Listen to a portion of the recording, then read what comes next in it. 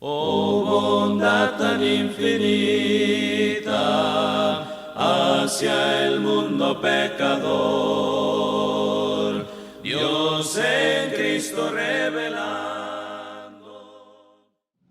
Hechos capítulo 5, versículos 17 al 32 dice de la siguiente manera: Entonces, levantándose el sumo sacerdote y todos los que estaban con él, esto es, la secta de los saduceos, se llenaron de celos y echaron mano a los apóstoles y los pusieron en la cárcel pública.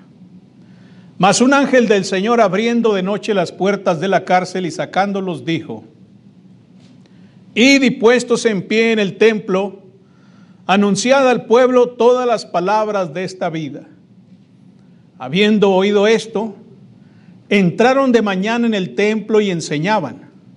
Entre tanto vinieron el sumo sacerdote y los que estaban con él, y convocaron al concilio y a todos los ancianos de los hijos de Israel, y enviaron a la cárcel para que fuesen traídos.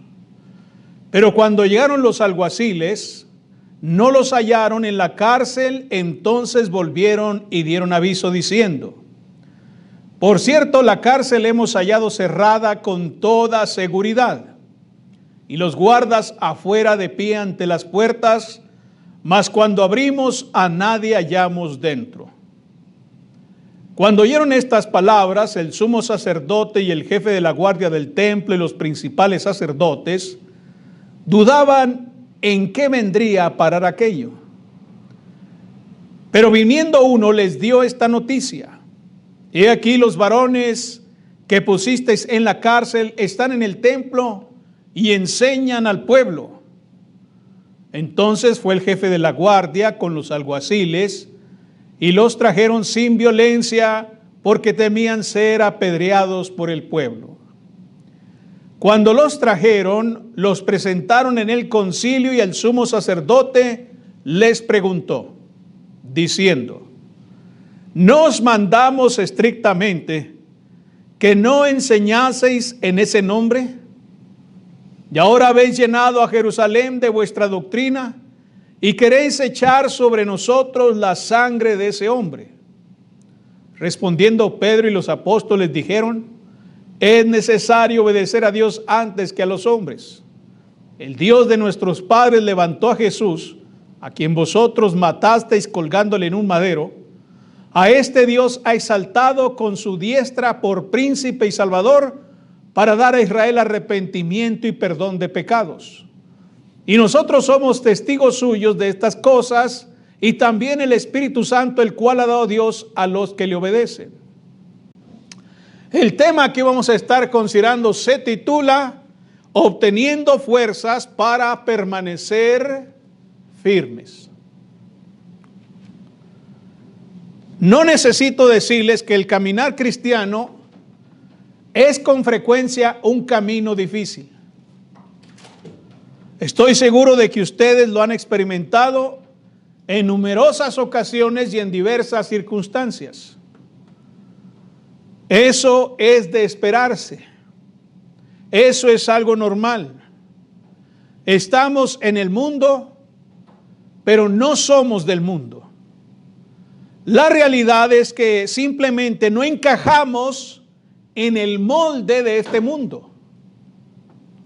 Es como tratar de meter una pieza cuadrada en un orificio redondo.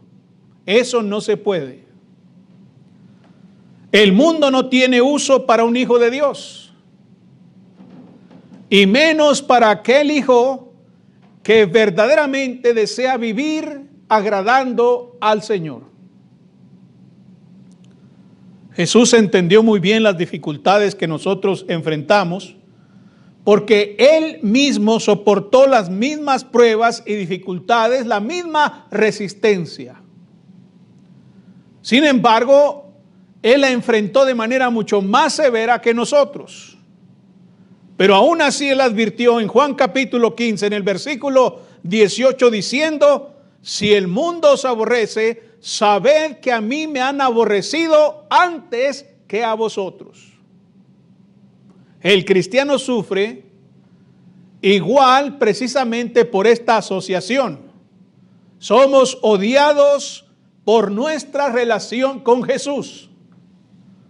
Mientras vivamos en este mundo maldito por el pecado, mientras estemos aquí en la tierra en el que viven personas que son contrarias a la voluntad de Dios, abundarán las dificultades, abundarán los conflictos y la falta de una buena relación con las personas que viven alejadas de Dios.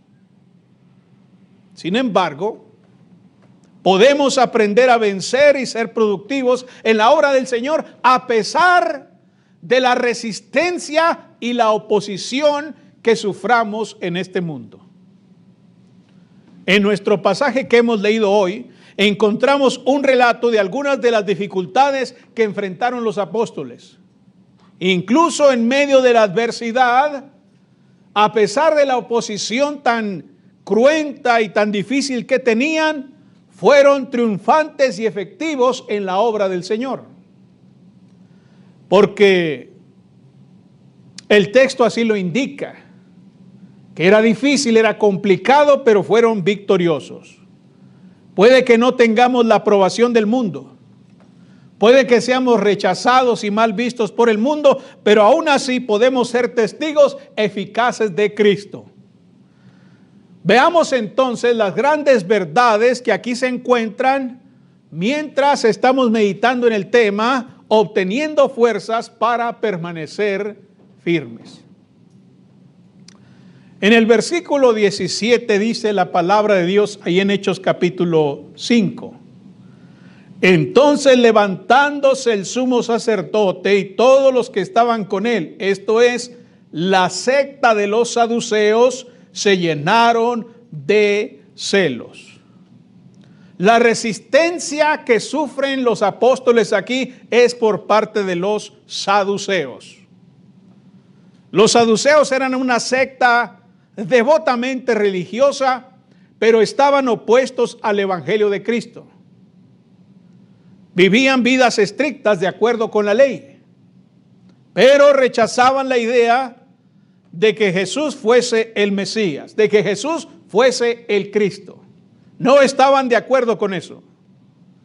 Con esto vemos que la resistencia que el cristiano puede sufrir puede tener un contexto incluso religioso. Es decir, que la resistencia no va a venir solamente de aquellos que practican el pecado abiertamente, de personas que están esclavizadas en el alcohol o en las drogas o en la corrupción de este mundo, sino que puede venir precisamente de personas que son religiosas, que son devotas, que se esfuerzan día con día a vivir de acuerdo a los principios religiosos de alguna secta. De ahí puede venir la resistencia también, porque eso sucede en nuestro tiempo. Cuando los cristianos predican el evangelio por todas partes, no solamente van a chocar con las ideologías del mundo, sino que también van a chocar contra las doctrinas de diversas denominaciones, de las sectas religiosas que abundan a nuestro alrededor. Gran parte de lo que enfrentamos hoy en día está arraigado a prácticas religiosas. Y esto sucede así porque el hombre naturalmente es un hombre religioso. El hombre de por sí busca algo que adorar. Lamentablemente a veces termina adorándose a sí mismo. Ante esta necesidad, Satanás ha vendido al mundo una mentira de aceptación universal. Una que se ha implantado en los corazones y en la mente de muchas personas religiosas. ¿En qué consiste esa mentira? En adorar a Dios como quieras, como te sientas y a través de lo que tú creas correcto. Esa es la religión del diablo. Esa es la idea que ha estado en la mente de muchas personas. Puedes adorar a Dios como quieras, lo importante es que lo adores.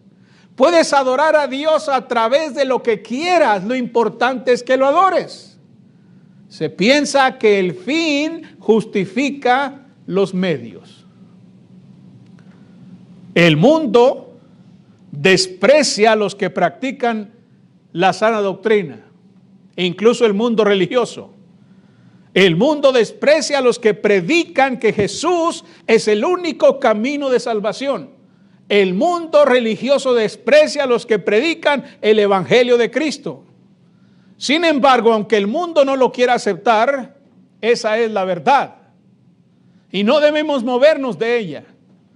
Jesús es el único camino y su Evangelio el único medio de salvación. Él es la puerta por la cual los hombres llegan al cielo. Como dice Juan capítulo 14 en el versículo 6, Él es el camino y la verdad y la vida, y nadie viene al Padre sino a través de Él. Ahora bien, ¿cómo es esta resistencia que se sufre? ¿Qué alcances tiene? Bueno, es interesante que aquí la palabra de Dios nos dice precisamente eso, nos revela eso, la naturaleza de la resistencia que sufrimos y el alcance que tiene. En primer lugar, ahí en el versículo 17, se habla acerca de los motivos de la resistencia. Dice el pasaje: entonces levantándose el sumo sacerdote y todos los que estaban con él, esto es la secta de los saduceos, ¿qué cosa? Se llenaron de celos. Los apóstoles estaban haciendo grandes milagros y prodigios entre el pueblo en el nombre de Jesucristo, según lo muestran los versículos 12 al 16. Estaban haciendo una gran obra.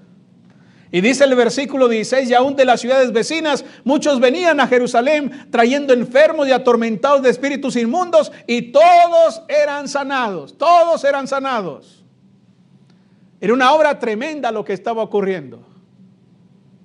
Era algo maravilloso. Sin embargo, no toda la gente estaba feliz con eso. Ahí están los saduceos y el sumo sacerdote. Y dice el texto que ellos están llenos de celos. Estos hombres se molestaron porque ellos ya no eran el centro de atención de la gente. Su dominio del legalismo estaba siendo debilitado precisamente por la predicación y el poder de Jesucristo. Y se llenaron de celos. Estos celos motivaron a resistir el Evangelio, a resistir a los apóstoles. Claramente los apóstoles estaban obrando bajo el poder de Dios. No era su habilidad, ni siquiera era su propia piedad la que estaba haciendo la obra, sino que era el poder de Dios obrando en ellos, la voluntad de Dios trabajando en ellos para hacer la obra del Señor. Mis hermanos, cualquier cosa que nosotros querramos hacer para la gloria de Dios, solo puede ser posible si la hacemos bajo la cobertura, bajo el poder del Señor. Solamente eso glorifica a Dios. Porque podemos estar haciendo lo mismo que los sacerdotes y los saduceos. Gente religiosa, sí. Gente que se esforzaba por vivir de acuerdo a los principios, a los reglamentos, a las leyes de su secta, pero no estaban bajo el poder de Dios. Y nosotros tenemos que hacer lo mismo. Nosotros no estamos aquí haciendo la obra a nombre de un grupo religioso, de una iglesia o de una institución o de algún predicador. En nuestras mentes siempre debe estar la idea de que vamos a hacer la voluntad de Dios para glorificar a nuestro Salvador, a Cristo, a Jesús, al Señor que nos ha dado el perdón de nuestros pecados. No estamos promoviendo una secta, no estamos promoviendo un partido, no estamos promoviendo un cuerpo religioso, estamos promoviendo a Cristo, a Cristo, a Cristo. Esa debe ser nuestra mentalidad. Eso es exactamente lo que están haciendo los apóstoles. Y entonces los sacerdotes y los saduceos se llenaron de celos. Lo que más les molestaba a los saduceos tenía que ver precisamente con el mensaje del Evangelio, hermanos. ¿Por qué? Porque los apóstoles estaban predicando que Jesús resucitó de entre los muertos. ¿Y qué pasa? Los saduceos no creen en la resurrección. Y cuando ellos ven que los apóstoles están predicando la resurrección de entre los muertos y que la gente está recibiendo su mensaje, ellos se molestan. Sin embargo, a pesar de que se molestaban, el hecho es que los apóstoles no podían dejar de predicar la resurrección. Porque esa es una verdad fundamental de la esperanza de todo cristiano. ¿Qué dijo Pablo a los Corintios? Si Cristo no resucitó de entre los muertos, aún estáis en vuestros pecados. Si Cristo no resucitó de entre los muertos, somos los más dignos de lástima. Vana es nuestra esperanza, vana es nuestra práctica como cristianos, vana es la Biblia, vana es la fe, vano es nuestra esperanza, vana es. Por eso es muy importante predicar la resurrección de entre los muertos, porque ahí está el fundamento. Si Cristo no resucitó, era un mentiroso, porque Él dijo que iba a resucitar. Él dijo que al tercer día se iba a levantar entre los muertos, y si Él no resucitó, entonces es un mentiroso. Pero si resucitó, entonces dijo la verdad, y siempre dijo la verdad, y todo lo que dice es verdad. El evangelio es verdad. La resurrección es la garantía de que el evangelio es la verdad. Mucha gente se quedaría sin negocio religioso si todos creyeran a las verdades del evangelio, porque las sectas religiosas de eso viven, de un evangelio pervertido, de un evangelio incompleto, de un evangelio adulterado, de un evangelio modificado, de un evangelio endulzado para el gusto de toda la gente, de un evangelio diferente. Por eso nosotros debemos seguir predicando el evangelio bíblico, el evangelio de Jesús, a pesar de la resistencia, a pesar de los celos, a pesar de los malos motivos que tengan para resistirlo. Ahora, en el versículo 24 dice: cuando oyeron estas palabras, el sumo sacerdote y el jefe de la guardia del templo y los principales sacerdotes dudaban en qué vendría a parar aquello. Versículo 24.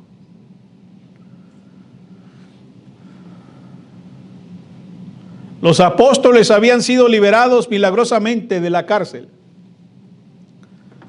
sin explicación lógica. De hecho, cuando fueron a la cárcel, ¿cómo la encontraron? Bien cerrada.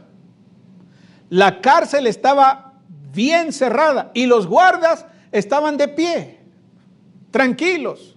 No hubo algún motín, no hubo un ataque contra la prisión, no había paredes derribadas, no, estaba todo como debería de estar, con excepción de que los apóstoles no estaban allá adentro. Eso era lo único raro ahí. Entonces, cuando los sacerdotes escucharon esto, el jefe de la guardia del templo, los principales sacerdotes, cuando escucharon ese informe de que la cárcel estaba bien cerrada y los guardias ahí estaban en su lugar, entonces dijeron: ¿en qué va a parar esto? Empezaron a sospechar tal vez alguna traición. Algo no cuadra aquí. Sentían qué cosa, hermanos. ¿Sabe qué sentían? Que estaban perdiendo el control incluso de las autoridades. Ellos, quizá uno de ellos decía, se pusieron de acuerdo con los guardias, o los guardias son de su mismo grupo. Ya perdimos la cárcel. Ya perdimos el control, ya no tenemos autoridad, ya no nos temen.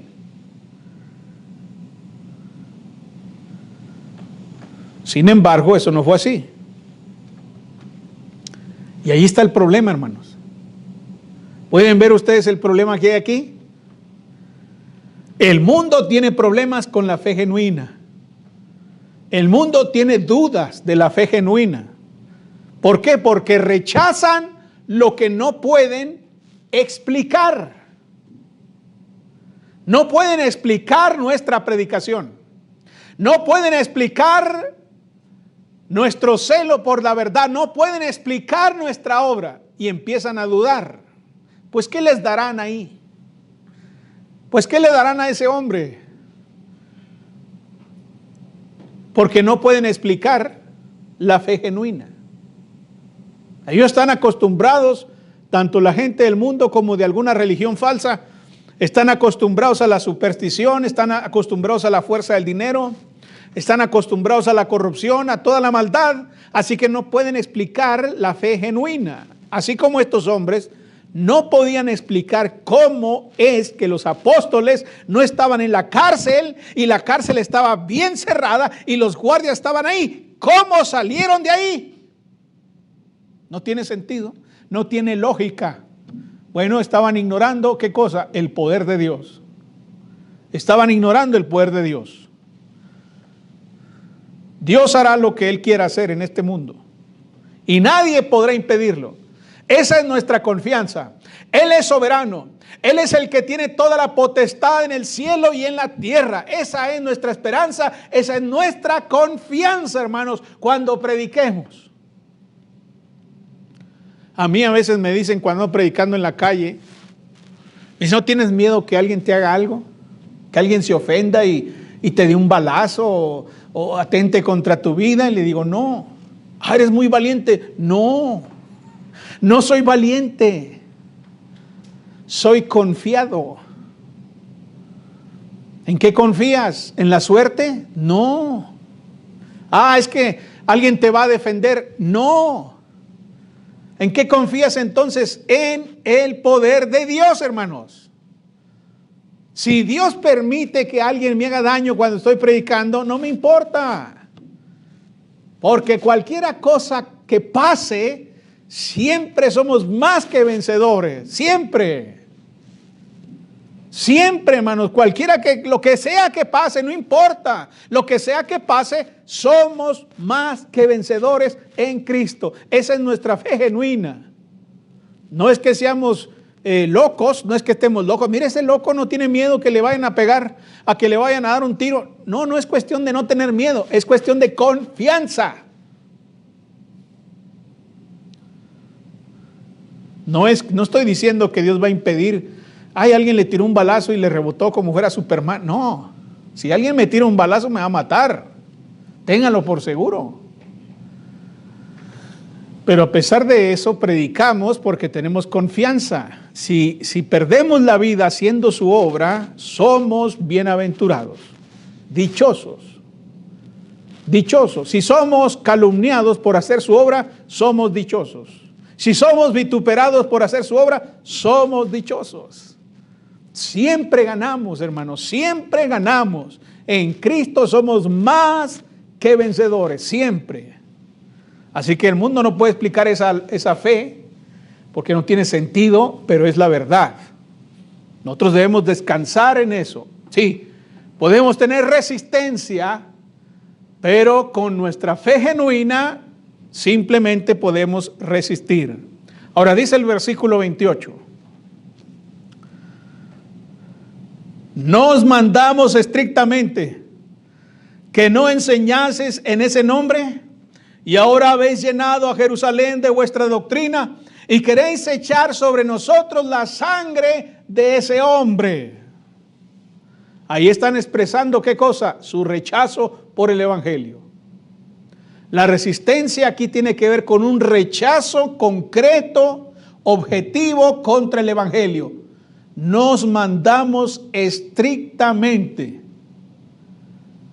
que no enseñases en ese nombre. Ven el rechazo concreto, estricto, por su propia confesión. Los saduceos rechazan al Hijo de Dios. No queríamos escuchar, dicen ellos. Fueron instrucciones claras y estrictas de que no hablaran más de ese nombre, de Jesucristo, del Hijo de Dios. No querían que se escuchara más. ¿Y eso qué me dice a mí? Que ahí está la raíz del conflicto. Ahí está la raíz del problema, hermanos. Mire, el mundo no tiene problemas con que creamos en Dios. No tiene problemas. Ni los gobiernos. Nadie. Hasta dice, no, usted es libre de creer en quien usted quiera. Nadie tiene problemas con eso. Siempre y cuando no mencionemos qué cosa. Siempre y cuando no digamos algo acerca de alguien. ¿Y cuál es el problema? Aquí está. No os mandamos estrictamente que no enseñases qué cosa en ese nombre. Usted puede creer en Dios siempre y cuando no mencione ese nombre. Porque el mundo tiene un conflicto con Jesús. Ese es el problema, Jesús. Jesús es el centro del conflicto. Jesús es la razón por la cual los gobiernos, las personas, las religiones falsas tienen un conflicto con nosotros. Por Jesucristo, hermanos.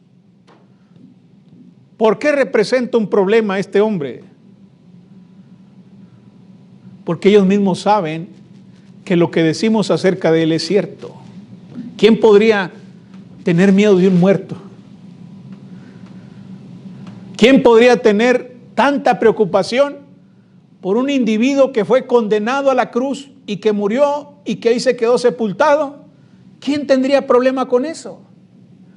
Mire, si yo empiezo a hablar acerca de un héroe de la revolución o de algún hombre importante, no pasa nada, no hay persecución. Pero cuando usted se pare a decir que Jesús vive, entonces ahí va a haber un conflicto. ¿Sabe por qué?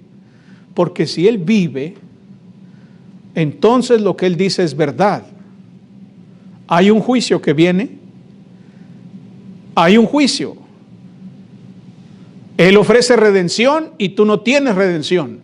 Él murió en la cruz del Calvario para el perdón de tus pecados y eso significa que eres un pecador y que vas a ser juzgado por Dios. Y el mundo no quiere eso. Ellos no quieren que haya conflicto. Ellos no quieren que sus pecados sean expuestos. Y la vida de Jesús expone los pecados del mundo. La resurrección de Cristo expone los pecados del mundo. Expone la injusticia del mundo. Expone la maldad del mundo. Y dicen ellos, nos mandamos estrictamente que no enseñases en ese nombre y ahora habéis llenado a Jerusalén de vuestra doctrina y queréis echar sobre nosotros la sangre de ese hombre. En otras palabras, ellos no quieren la culpabilidad que implica rechazar a Jesús. No quieren eso. Porque la gente se enfrenta con ese dilema cuando usted menciona a Jesús. Cuando usted va y habla de Jesús, la gente ahora tiene un problema serio. Porque estás conmigo o estás contra mí, dijo Jesús. El que conmigo no es, contra mí es. Y el que se opone a Jesús, ¿se opone a quién? Al Creador. Ahí está la raíz del conflicto. Ahí está la raíz de la resistencia. Jesús es el problema para el mundo. Usted cree en lo que quiera. Quiere creer en brujas, quiere creer en unicornios, quiere creer en dioses, lo que usted quiera, créalo, usted es libre, pero no mencione a Jesús. Porque cuando mencione a Jesús, va a haber problema. Usted póngalo a prueba, vaya a un restaurante y hable de Jesús en voz alta, que lo oigan y verá que va a haber reacciones. Va a haber reacciones. Porque cuando se menciona el nombre de Jesús, entonces el ambiente cambia. El ambiente cambia, hermanos. Dicen los versículos 19 en adelante que a pesar de estas oposiciones, de esta resistencia que estaban ahí contra los apóstoles, ellos se mantuvieron firmes. ¿Cómo fue eso posible?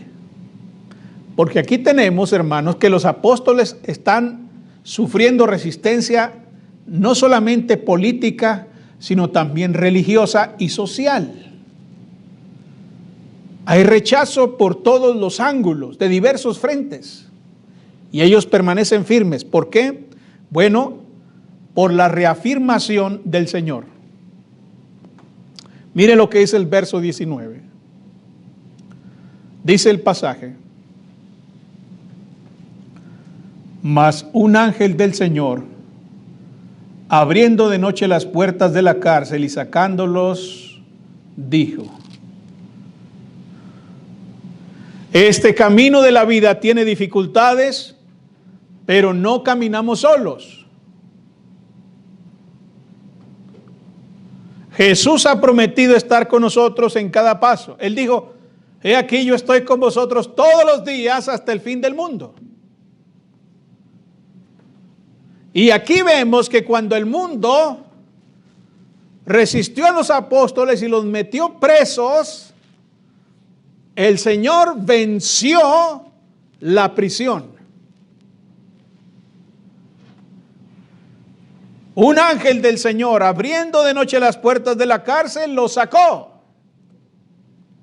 El mundo puede poner obstáculos a nuestra obra, pero Dios va a prevalecer, hermanos. Dios va a prevalecer. Pueden acorralarnos, pero Dios no va a permitir que su palabra quede presa. No va a permitir. Ven, no estamos solos. Usted predique con confianza. Usted hable acerca de Jesús. Comparta el evangelio. Reprenda, exhorte con toda paciencia y doctrina, a tiempo y fuera de tiempo. No importa que haya reacciones negativas. No importa. Porque cuando pongan obstáculos, el Señor no va a permitir que su palabra quede cautiva. No lo va a permitir. Venció la prisión. Confirmó su propósito. ¿Cuál era el propósito? Bueno, desde el principio, cuando resucitó entre los muertos y apareció a sus apóstoles, les dijo: id por todo el mundo y predicad el evangelio a toda criatura. Ese es el propósito de la predicación. Y cuando alguien se atrevió a detenerla, a no permitirla, él cumplió su propósito. Dice el pasaje: mas un ángel del Señor, abriendo de noche las puertas de la cárcel y sacándolos, dijo: id y puestos en pie en el templo, anunciad al pueblo todas las palabras de esta vida. Vean, el propósito se cumplió. No estamos aquí sin propósito. Tenemos una razón de ser. Cristianos, tenemos una razón de ser. Somos el cuerpo de Cristo. Somos los redimidos, pero tenemos un propósito. ¿Cuál es ese propósito? Dice ahí: anunciad al pueblo todas las palabras de esta vida. Esa es la razón de ser. No estamos aquí solamente para estar sentados ahí cantando himnos y leyendo la Biblia. Todo eso tiene un propósito. Si leemos la Biblia es para que anunciemos lo que hay en la Biblia. Si cantamos himnos a Dios es precisamente para fortalecernos y animarnos y exhortarnos para ir a anunciar el evangelio. Todo lo que rodea nuestra asamblea tiene el propósito de anunciar las buenas nuevas, de anunciar las palabras de la vida. Todo. La razón por la que cantamos tiene ese propósito. La razón por la que ofrendamos tiene ese propósito. La razón por la que predicamos, oímos la palabra, tiene ese propósito. La razón por la que estudiamos la Biblia tiene ese propósito. La razón por la que oramos tiene ese propósito. ¿Cuál es? Anunciar las palabras de esta vida. Esa es la razón de nuestra existencia. Y aquí los apóstoles fueron encarcelados, pero el propósito se tiene que cumplir. Dios va a mover mar y tierra, el cielo mismo, para que el propósito se cumpla. ¿Y qué pasaría si nosotros callamos? Bueno, ¿qué dijo el Señor? ¿Las piedras qué? Hablarían. ¿Por qué? Porque Dios quiere que ese propósito se cumpla. Entonces, hermanos, no hay razón para no permanecer firmes. El propósito se tiene que cumplir, no estamos solos. Parece que estamos solos, parece que tenemos poca fuerza, parece que somos débiles, parece, pero es una apariencia nada más. Los apóstoles cuando estaban ahí en la cárcel, ¿sabían de un ángel? No sabían. Los ángeles no se ven. Pero estaban solitos ellos ahí. Estaban ahí en la cárcel, ahí, quejándose, diciendo, ¿ves por andar predicando? ¿Qué nos costaba hablarle a la gente así, por abajo del agua? No, ahí vamos a pegar de gritos. Y ahora, ¿dónde acabamos? Y de pronto, el ángel. Pero lamentablemente nuestras mentes, nuestras perspectivas están veladas, hermanos. Necesitamos que nuestros ojos se abran. Se abran, nuestros ojos se abran a la atmósfera de Dios, a la atmósfera de Dios, al ambiente de Dios. Parece que estamos solos, parece que tenemos poca fuerza, pero la realidad es otra. No estamos solos y tenemos al Todopoderoso junto con nosotros. ¿Cuál poca fuerza? ¿Quién puede tener poca fuerza cuando va acompañado del Señor de los ejércitos? ¿Quién puede tener poca fuerza? Eso es lo que nos enseñan las historias bíblicas, ¿no? Las que les contamos a los niños. Cuando le decimos cómo este montón de hebreos esclavos que no sabían otra cosa más que hacer adobes, eso era lo que sabían hacer, adobes muy bien cuadraditos, con muy buen tamaño. Eran muy buenos albañiles y muy buenos para crear vacas y para crear ovejas, pero ¿qué sabían de conquista? ¿Qué sabían de lucha? ¿Qué armas traían cuando se acercaron a Jericó? ¿Qué armas? Si traían puros palos y borregas y ancianos y ¿qué sabían ellos de conquistar una ciudad, hermanos, después de haber estado por 400 años esclavos? ¿Qué sabían ellos de eso? ¿Cómo iban a conquistar la ciudad? ¿Qué dirían ustedes si anduvieran ahí en el montón de gente ahí con todos los hebreos? ¿Qué dirían ustedes? ¿Cómo vamos a conquistar esa ciudad? Y esa ciudad sobre todo, una ciudad inconquistable, que tiene grandes murallas y un gran ejército. ¿Cómo vamos a hacer eso? ¿Les vamos a lanzar chivas? ¿Vamos a tumbar las paredes lanzándoles borregas? No, pero así parecían débiles. Parecían sin fuerza, pero ¿qué dijo el Señor? Rodeen la ciudad 7 veces, rodéenla.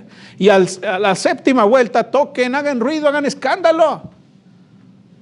Y tocaron las trompetas, hicieron ruido. ¿Y qué pasó con la ciudad? Ante sus ojos las murallas cayeron. Conquistaron una ciudad inconquistable. Aquellos que no eran ni soldados, ni traían ejército, ni traían armas, parecían débiles. Pero nadie puede estar débil cuando Dios viene con él. Nadie puede estar débil cuando Dios viene con él. Nadie puede decir eso, hermanos. A veces decimos, no vamos a poder. Somos muy pocos, ya no tenemos fuerza. Pero no están solos. Dios está con ustedes. No están solos. Él es nuestra fuerza. Y si Dios es con nosotros, entonces ¿quién podrá contra nosotros? Hay que mentalizarse en eso. Eso es lo que nos enseña esta historia. Y entonces cuando los apóstoles ven lo que el Señor está haciendo, los saca de prisión con la obra milagrosa de un ángel, pues ellos se llenan de confianza. Hubiera sido fácil rendirse y abandonar la obra. Pero estos no eran hombres comunes. Habían visto al Señor resucitado y recibir poder de Dios. Y entonces dice la Biblia en el versículo 21, habiendo oído esto, entraron de mañana en el templo. Vea, esto es lo que hace un hijo de Dios. Cuando sabe que el Señor está con él, cuando sabe que Dios es su fuerza, cuando sabe que tiene un propósito, y cuando Dios le dice, levántate y anuncia, entonces ¿el qué hace? Él de mañana va y enseña. Esa es la respuesta que Dios espera de nosotros. Y dice el versículo 25, pero viniendo uno les dijo esta noticia, he aquí los varones que pusisteis en la cárcel están en el templo y enseñan al pueblo. ¿Qué hicieron los apóstoles? Bueno, empezaron a orar La respuesta nuestra es la actividad para cumplir el propósito. El propósito lo tiene Dios, nos toca cumplirlo a nosotros. Somos bendecidos, somos honrados, hermanos, cuando Dios nos invita a cumplir su propósito en la tierra. Eso es un gran honor para nosotros. Es un gran honor para un pecador. Es un gran honor para uno que estaba muerto en pecado. Es un gran honor para alguien que iba a la condenación del infierno por todas sus maldades, por toda la corrupción que había en su alma. Ahora es un gran honor ser un heraldo, un mensajero de paz, un mensajero del evangelio. Ese es un gran honor. Y si vemos que Él nos acompaña y que su poder está de nuestro lado y que su fuerza nos acompaña, está con nosotros, pues la respuesta natural nuestra es ir y hacerlo desde en la mañana, desde temprano. Nuestra actividad exhibe nuestra fe, hermanos. Nuestra actividad en el cumplimiento del propósito de Dios exhibe nuestra fe, exhibe nuestra gratitud por el poder de Dios. La actividad nuestra, la respuesta nuestra, cumplir el propósito divino, exhibe nuestra confianza, nuestra fe, nuestra gratitud a Dios. Dice el versículo 29. Respondiendo Pedro y los apóstoles dijeron: es necesario obedecer a Dios antes que a los hombres. ¿Sabe qué es eso? Eso se llama lealtad. Eso es lealtad ante la oposición, ante la amenaza estricta, ante el rechazo fuerte del mundo. Pedro dijo: tenemos que ser leales. No podemos fallar al Señor. No podemos fallar. No podemos fallar. El que nos dio la vida, el que nos rescató del infierno, el que nos ha dado esperanza, nos ha enviado a hacer este trabajo. Fuimos rescatados de las tinieblas a la luz. Fuimos rescatados del infierno a la gloria. Pero nos ha entregado un trabajo. ¿Qué podemos hacer? Ser leales. Hay que ser leales, hermanos. Hay que ser leales a Dios. Si Él dice vaya y anuncie, hay que ser leales. Mostramos nuestra lealtad con nuestra obediencia. No podemos, es necesario obedecer a Dios antes que a los hombres. Hoy el mundo necesita esa clase de lealtad. Lo necesita mucho. El mundo no me dio la redención a mí. El mundo no murió por mí en la cruz del Calvario. El mundo lo único que nos ofrece son rocas y piedras para condenarnos. ¿Qué respuesta tiene el mundo ante mis pecados, hermanos? ¿Qué podría decir el mundo ante mis pecados? ¿Saben qué podrían decir? Mátenlo, es digno de muerte, es un perverso, miserable y corrupto, mátenlo. Pero ¿qué dijo Jesús? Yo no te condeno. ¿Verdad? Fue lo que le dijo a aquella mujer sorprendida en el acto mismo de adulterio, ¿no? Ya estaba la gente lista ahí, mire. Ya ellos ya tenían prácticas de matar adúlteros a pedradas. ¿Se lo merecía? Sí, decía la gente, claro, merece morir a pedradas. Y ya estaban listos ahí para lanzar las rocas. Y entonces Jesús interviene y dijo: el que esté libre de culpa que arroje la primera piedra. Todos se fueron. Mujer, ¿dónde están los que te condenaban? Ninguno te condenó. Ella levantó sus ojos, dijo: ninguno. Y el Señor, ¿qué le dijo? Ni yo te condeno. Vete y no peques más. Hay que ser leales.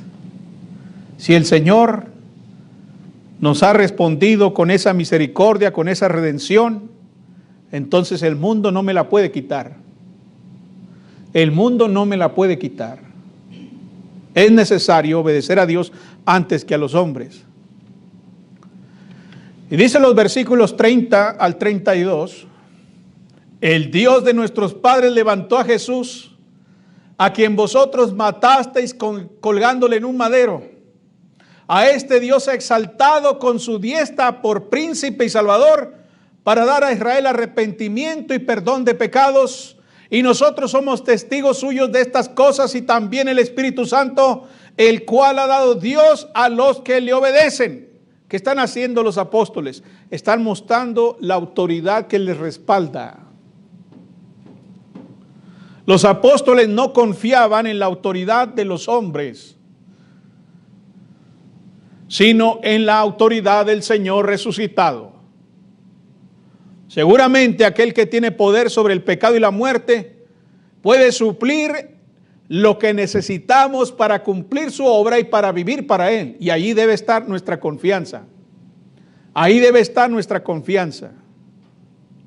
Bueno, mis hermanos, yo no sé qué estemos enfrentando actualmente cada uno de nosotros en nuestra vida de fe, pero sí sé de uno que puede suplir nuestra necesidad, cualquiera que sea, por imposible que parezca.